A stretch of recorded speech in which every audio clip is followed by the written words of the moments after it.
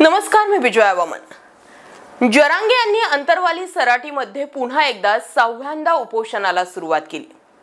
मात्र यावेळी त्यांचा सूर काहीसा बदललेला दिसतोय। मला वाटतंय, तुम्हाला वाटतंय का? आपल्याला राजकारणाशी काहीच देणं घेणं नाही, राजकारणावर यापुढे एक शब्दही भाष्य करणार नाही, असं त्यांनी ठासून सांगितलं। गेल्या काही दिवसांपासून राजकारणात उतरून निवडणूक लढण्याची भाषा करणारे जरांगे यांनी अचानक राजकारणापासून अलिप्त राहण्याची भाषा सुरू केली आहे। लोकसभा निवडणुकीत जरांगे पाटील प्रत्यक्ष राजकारणात नव्हते। केवळ ज्याला पाडायचे त्याला पाडा हा एकच मंत्र त्यांनी मराठा समाजाला दिला होता। तेवढ्यावर देखील मराठवाड्यात रावसाहेब दानवे, पंकजा मुंडेंसारख्या नेत्यांना पराभव स्वीकारावा लागला होता।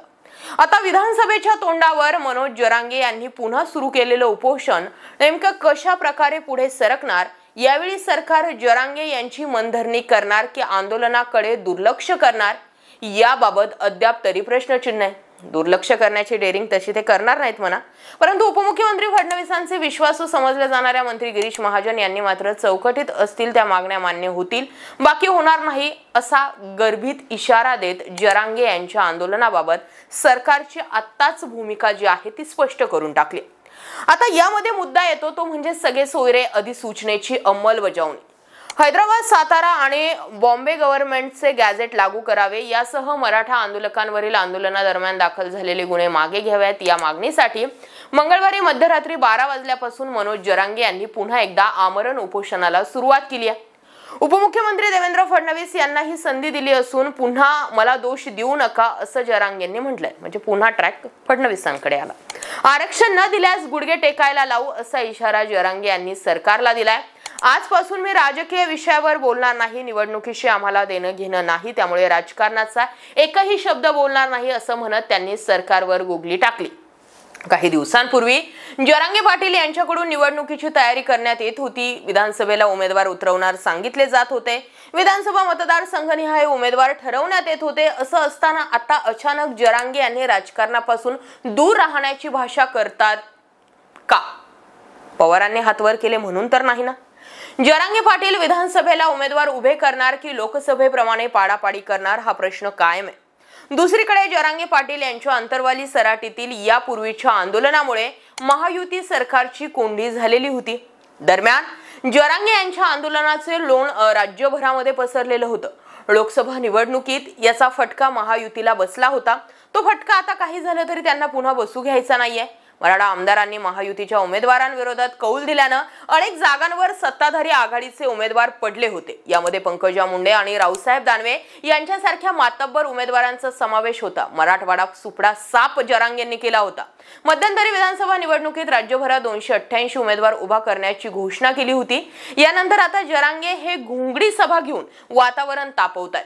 मात्र आता जरांगे पाटील हे मराठवाडा मुक्ती संग्राम दिनाच्या दिवशी मराठा आरक्षणाच्या मागणीसाठी पुन्हा एकदा आमरण उपोषणाला बसलेत। त्यामुळे विधानसभा निवडणुकीच्या तोंडावर मराठा आरक्षणाचा मुद्दा हा नव्यानं तापू लागला। जरांगे यांनी गेल्या काही दिवसांपासून राजकीय भाषा वापरून वारंवार फडणवीस यांच्यावर टीका केली होती। त्यावेळी मराठा आंदोलन भरकटून आपल्या मूळ हेतूपासून वेगळं होतंय की काय अशी चर्चा सुरू झाली होती। मराठा समाजाचे अभ्यासक बाळासाहेब सराटे यांनी जरांगे पाटील यांच्या समोर 4च पर्याय असल्याचं म्हटलं होतं। त्यातील राजकारणात न पडता आरक्षणासाठी आंदोलन सुरू ठेवावं हा पर्याय जरांगेंना देण्यात आला होता। योग्य वाटत असेल त्यांनी हळूहळू राजकीय बोलणं कमी केलं असल्याची चर्चा त्यामुळेच वाटतंय। जरांगे पाटील यांनी सुरुवातीला मराठा आंदोलनाला सुरुवात केली, त्यावेळी संपूर्ण समाज त्यांच्या पाठीशी उभा राहिला। न भूतो न भविष्यती अशा पद्धतीने त्यांना संपूर्ण महाराष्ट्रामध्ये पाठिंबा मिळत गेला। जरांगे पाटील उपोषणाला बसणार म्हणून सरकारला धडकी भरली जात होती। डझनभर मंत्री मनधरणी करण्यासाठी अंतरवाली सराटीचा रस्ता धरत होते। महाराष्ट्राने एवढा रुतबा क्वचितच कुठल्या आंदोलनकर्त्याचा पाहिला असेल, परंतु कालांतराने छगन भुजबळ, फडणवीस अशा नेत्यांवर टीका करताना त्यांना नाईलाजास्तव काही राजकीय टीका टिप्पणी करावी लागली। राजकीय बोलतात म्हणून जरांगे यांच्यावरही प्रसाद लाड, आशिष शेलार, प्रवीण दरेकर, नारायण राणे या नेत्यांनी ही टीका केली।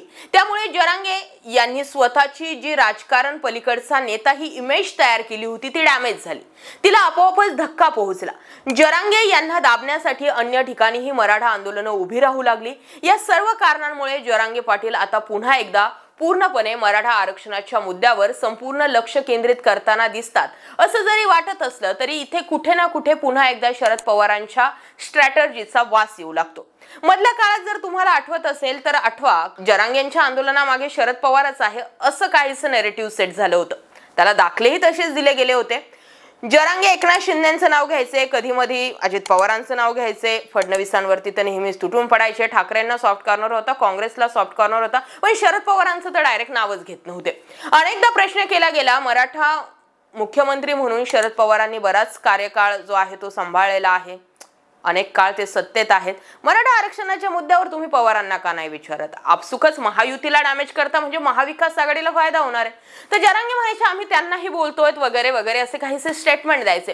परंतु मधल्या काळामध्ये जरांगे काही मुद्द्यांमध्ये एकाकी पडताना दिसत आहेत. जो विश्वास समाजाचा त्यांच्या पाठीशी आहे तो डगमगताना दिसत आहेत आणि पवारही ठोस अशी पुढे येऊन कुठली भूमिका घेत नसल्यामुळे असा अंदाज बांधला जातोय की पवारांनी हात वर केले म्हणूनच जरांगेंचा सूर बदलला. अर्थात हा अंदाज आहे. याबाबत तुम्हाला काय वाटतंय?